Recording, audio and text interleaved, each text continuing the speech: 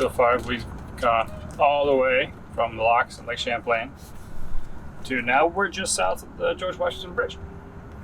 It's like right over there. It's a lot longer than I thought. It's taking a lot longer than I thought it would.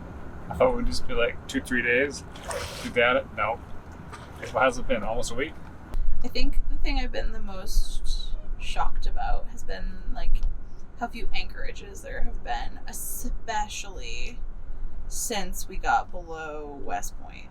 Like above West Point, there were a few more options, and now there's been like nothing protected. And like, really good options are far between. Like we found a creek that was nice to anchor in, and we anchored next to a castle, but the wind came around from the south for an hour, and it was pretty choppy.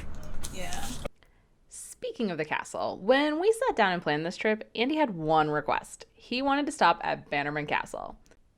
The Bannerman family started construction of the castle in 1901. It was used as a storage facility for the family's military surplus store in Manhattan and held many supplies, including ammunitions.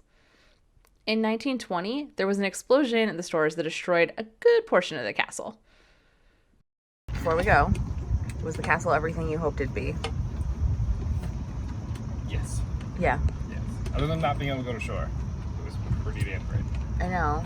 I'm really annoyed. I really thought that we were going to be able to like get a tour or something, but yeah, they showed no tours on the website, and then when I flew my drone over because I couldn't get a tour, there was like a whole bunch of people there, and then here I am awkwardly looking at a whole bunch of people through my drone.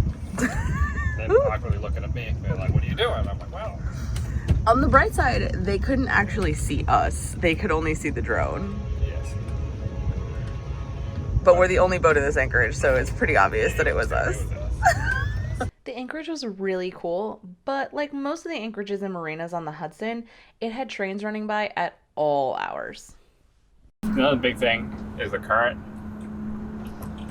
So you have to like plan it to work with you. Otherwise you're bucking like a 1.5 to 2 knot current and you go nowhere very fast. And unfortunately the current for us has been going downstream early in the morning. And late at night. And late at night. And the best part of the day has been right. The time the from wrong direction. From like 11 o'clock to like 4 is always the wrong direction. So we've been getting up early, running a bunch of miles, and then like finding an anchorage or a marina, spending the afternoon there. But right now we ran down to the George Washington, just north of the George Washington Bridge, bucking a current of like 1 knot for the last hour and a half. But we're gonna just anchor here for an hour, a couple hours until the current gets less and or reverses. And then we're gonna make it the rest of the way down to our anchorage behind the Statue of Liberty, which should be really cool.